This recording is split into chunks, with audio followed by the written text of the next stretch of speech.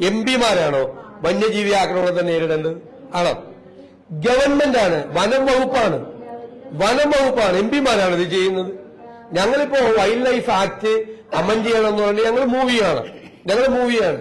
പിമാര് ഇപ്പൊ രമ്യ ഹരിദാസും ശ്രീകണ്ഠനും രാഹുൽ ഗാന്ധിയാണ് ആനകാട്ടിൽ ഇറങ്ങുമ്പോൾ നേരിടുന്നത്. പ്രതിപക്ഷ നേതാവ് വി.ഡി. സതീശന്റെ വാക്കുകളാണ് നിങ്ങൾ ഇപ്പോൾ കേട്ടത്. അതായത് ഈ വയനാട്ടിലെ വന്യജീവി ആക്രമണത്തിൽ പിമാർ എന്ത് ചെയ്യണം എന്നാണ് വി.ഡി. സതീശൻ ചോദിക്കുന്നത്.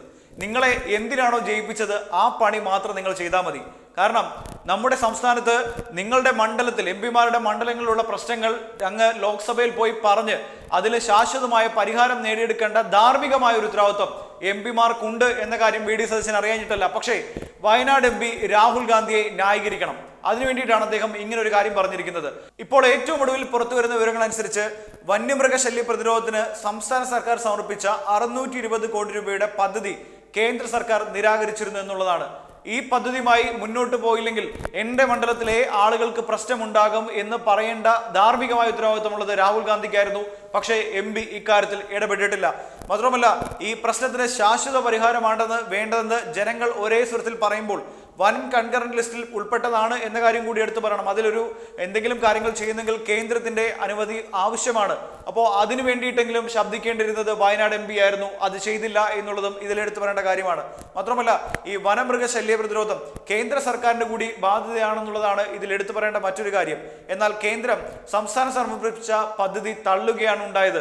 അതിനൊപ്പം തന്നെ ജില്ലയുടെ ജീവൽ പ്രശ്നങ്ങളിൽ ഒന്നും തന്നെ അവിടെ ആയിരിക്കുന്ന വയനാടിന്റെ ആയിരിക്കുന്ന രാഹുൽ ഗാന്ധി ഇടപെടുന്നില്ല എന്നുള്ള കാര്യങ്ങളും ഇപ്പോൾ പുറത്തു വരികയാണ്.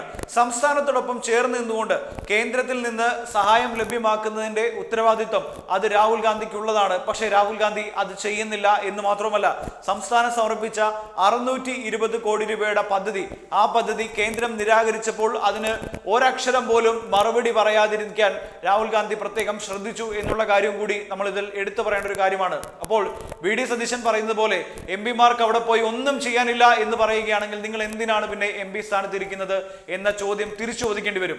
നമ്മുടെ നാട്ടിൽ ഒരു പ്രശ്നം നടക്കുമ്പോൾ, ഇല്ലെങ്കിൽ വന്യജീവി ആക്രമണം നടക്കുന്ന ഒരു സമയത്ത് അതിന് എല്ലാവരും ഒരുപോലെ ഒറ്റക്കെട്ടായി നിന്നുകൊണ്ട് ഇതിനെ എങ്ങനെ പ്രതിരോധിക്കാം എന്നാണ് കാണേണ്ടത്. അതിലും കൂടി രാഷ്ട്രീയം കണ്ടെത്താനാണ് വി.ഡി. സതീശൻ ശ്രമിച്ചത്. അതിന് അദ്ദേഹം തന്റെ കൂടെ ഉണ്ടായിരുന്ന പിമാരെ ന്യായീകരിക്കുകയും ചെയ്തിട്ടുണ്ട്. അതായത് വന്യമൃഗങ്ങൾ നാട്ടിലേക്ക് ഇറങ്ങിയാൽ അതിനെ തുരത്തേണ്ടത് സംസ്ഥാന സർക്കാരിന്റെ ചുമതല മാത്രമാണ്, അത് കേന്ദ്രത്തിന് ഒന്നും ചെയ്യാനില്ല എന്നാണ് വി.ഡി. സതീശൻ പറഞ്ഞു വരുന്നത്. ഓക്കെ, സംസ്ഥാന സർക്കാരിന്റെ ചുമതലയാണ് എന്ന് സമ്മതിക്കുന്നെങ്കിൽ പോലും കേന്ദ്രത്തിന്റെ പരിഗണന കൂടി ലഭിക്കേണ്ട ഒരു വിഷയമാണ് ഈ വനം എന്ന് പറയുന്നത്. അത് മാത്രമല്ല, സംസ്ഥാനം ആവശ്യപ്പെട്ടത് ഇത് പൂർണ്ണമായും ഈ വന്യജീവികൾ നാട്ടിലേക്ക് വരുന്നത് തടയാൻ വേണ്ടിയിട്ടൊരു പദ്ധതിയാണ് കേരളം മുന്നോട്ട് വെച്ചത്.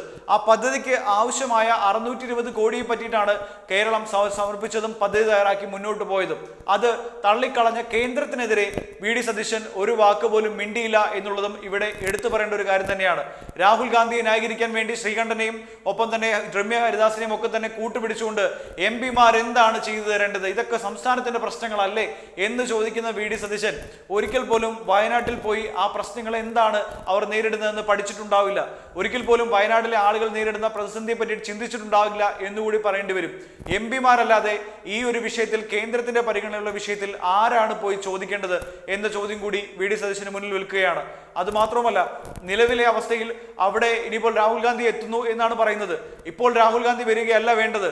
ഈ വിഷയവുമായി ബന്ധപ്പെട്ട് സംസ്ഥാന സർക്കാർ സമർപ്പിച്ച പദ്ധതി, ആ പദ്ധതി കേന്ദ്രം നടപ്പിലാക്കില്ല എന്ന് പറയുമ്പോൾ അതിനെതിരെ ശബ്ദമുയർത്തുക, അങ്ങ് ലോക്സഭയിൽ ശബ്ദമുയർത്തുകയായിരുന്നു രാഹുൽ ഗാന്ധി ചെയ്യേണ്ടിയിരുന്നത്. അല്ലാതെ ഇപ്പോൾ ഈ ജനരോഷം നടക്കുന്ന സമയത്ത് അതിന് നടുക്കേക്ക് വന്ന് ഇവിടെ ഒരു പ്രശ്നമുണ്ടാക്കാൻ വേണ്ടിയിട്ടും, ഇവിടെ ഒരു പക്ഷേ വയനാട്ടിൽ ലോക്സഭാ മണ്ഡലത്തിൽ മത്സരിക്കാൻ രാഹുൽ ഗാന്ധി വരുന്നുണ്ടെങ്കിൽ അന്ന് ഈ ജനകീയ പ്രക്ഷോഭങ്ങളെല്ലാം ഞാൻ മുൻപന്തിയിൽ ഉണ്ടായിരുന്നു എന്ന് പറയാൻ വേണ്ടി ഇപ്പോൾ സ്ഥലം സന്ദർശിക്കേണ്ട ആൾ മാത്രമായിരുന്നില്ല രാഹുൽ ഗാന്ധി എന്നതും എടുത്തു പറയേണ്ട കാര്യം തന്നെയാണ്. എന്തായാലും സർക്കാരിന്റെ പദ്ധതിയായ ഈ വന്യമൃഗശല്യം തടയാൻ വേണ്ടിയിട്ടുള്ള 620 കോടി രൂപയുടെ പദ്ധതി കേന്ദ്ര സർക്കാർ മറച്ചു വെച്ചത്, ഇല്ലെങ്കിൽ അതിന് അനുമതി നൽകാത്തത് ചോദ്യം ചെയ്യാനുള്ള ഒരു മര്യാദ രാഹുൽ ഗാന്ധിക്ക് ഉണ്ടായിരുന്നു. അത് അദ്ദേഹം ചെയ്തില്ല. ഇപ്പോൾ ഏറ്റവും ഒടുവിൽ ജനങ്ങളുടെ പ്രതിഷേധം നടക്കുന്ന സമയത്ത് അതിനെ ഒന്ന് പിടിച്ചുലയ്ക്കാൻ വേണ്ടി, അത് തന്റെ സമരമാക്കി മാറ്റിയെടുക്കാൻ വേണ്ടി ന്യായയാത്ര വരെ ക്യാൻസൽ ചെയ്തുകൊണ്ടാണ് ഇവിടെ ഓടിയെത്തുന്നത് രാഹുൽ ഗാന്ധി. അതിന്റെ അർത്ഥം കൃത്യമായി നമുക്ക് മനസ്സിലാക്കാൻ കഴിയും. വരാൻ പോകുന്ന ലോക്സഭാ തെരഞ്ഞെടുപ്പിൽ ഉത്തരേന്ത്യയിൽ എവിടെയെങ്കിലും നിൽക്കാൻ സാധിച്ചില്ലെങ്കിൽ ദക്ഷിണേന്ത്യയിൽ വീണ്ടും ഒരു കൂടുറപ്പിക്കണമെങ്കിൽ ആ കൂട് എന്ന് പറയുന്നത് വയനാട് തന്നെയായിരിക്കും. അതിനു വേണ്ടിയിട്ടുള്ള ശ്രമത്തിന്റെ ഭാഗമായാണ് ഇനി ഇവിടെ നമ്മൾ കാണാൻ പോകുന്ന വയനാട്ടിൽ കണ്ടുകൊണ്ടിരിക്കുന്ന രാഹുൽ ഗാന്ധിയുടെ ഈ ഒരു ഷോ ഓഫ് എന്ന് പറയാതിരിക്കാൻ കഴിയില്ല. അതുകൊണ്ട് കൃത്യമായി സംസ്ഥാന സർക്കാരിന്റെ നിലപാടുകളെ അതിനെ സപ്പോർട്ട് ചെയ്തുകൊണ്ട് ലോക്സഭയിൽ സംസാരിക്കേണ്ട ആൾ അപ്പോൾ മൗനം തുടർന്ന ശേഷം ഇപ്പോൾ വീണ്ടും വയനാട്ടിൽ വന്ന് ഇതൊക്കെ തന്നെ സംസ്ഥാന സർക്കാരിന്റെ പ്രശ്നമാണ് എന്ന് പറഞ്ഞ് നിലവിളിക്കാൻ പോകുന്ന ആ ഒരു കാഴ്ച, അത് അരിയാഹാരം കഴിക്കുന്ന എല്ലാ മലയാളികൾക്കും മനസ്സിലാകും അതിലെ കള്ളത്തരം എന്താണെന്നുള്ള കാര്യം. ഈ ഒരു വിഷയത്തിൽ ഇപ്പോൾ മുഖ്യമന്ത്രിയുടെ അധ്യക്ഷതയിൽ ഉന്നതതല യോഗം ചേർന്നുകൊണ്ട് ജില്ലയിലെ കമാൻഡ് കൺട്രോൾ സെന്റർ ആരംഭിക്കാനും പ്രതിരോധ പ്രവർത്തനങ്ങൾ ശക്തമാക്കാനും തീരുമാനമെടുത്തിട്ടുണ്ട്. ജില്ലയിലെ ജനപ്രതിനിധികളുടെ യോഗം വിളിച്ച് സുപ്രധാന തീരുമാനങ്ങൾ എടുക്കാനും സംസ്ഥാന സർക്കാർ ഇപ്പോൾ മുന്നോട്ട് വന്നിട്ടുണ്ട്. പ്രതിരോധ പ്രവർത്തനങ്ങൾക്കായി CCF റാങ്കിലുള്ള സ്പെഷ്യൽ ഓഫീസറെ നിയമിക്കാനും കേരളം, കർണാടകം, തമിഴ്നാട് സംസ്ഥാനങ്ങളിലെ ചീഫ് സെക്രട്ടറിമാരുടെ ഏകോപനത്തിന് ഇപ്പോൾ സംസ്ഥാനം നമ്മുടെ മുൻകൈ എടുത്തുകൊണ്ട് ഒരു സംവിധാനം തന്നെ ഒരുക്കിയിട്ടുണ്ട്. നഷ്ടപരിഹാരത്തിനായി 11.5 കോടി രൂപ ഇപ്പോൾ സംസ്ഥാന സർക്കാർ അനുവദിച്ചു കഴിഞ്ഞു. കൂടുതൽ RRT സംഘങ്ങളെ നൽകിയിട്ടുണ്ട്. ഈ കൊലകൊല്ലി ആനയായ മേലൂർ മഖ്നയെ മയക്കുവെടി വെച്ച് പിടിക്കാൻ യുദ്ധകാല അടിസ്ഥാനത്തിലാണ് പ്രവർത്തനങ്ങളാണ് സർക്കാർ നടത്തിക്കൊണ്ടിരിക്കുന്നത്. അങ്ങനെ ഒരു സർക്കാരിനെ കൊണ്ട് സാധ്യമായതെല്ലാം തന്നെ നമ്മുടെ സർക്കാർ ചെയ്തുകൊണ്ടിരിക്കുകയാണ്. അവരതുമായി ബന്ധപ്പെട്ട് മുന്നോട്ട് പോയിക്കൊണ്ടിരിക്കുകയാണ്. പക്ഷേ ഇതിൽ MP എന്ന രീതിയിൽ രാഹുൽ ഗാന്ധി ചെയ്തു തരേണ്ട ചില കാര്യങ്ങളുണ്ടായിരുന്നു, ചില പ്രവർത്തനങ്ങളുണ്ടായിരുന്നു.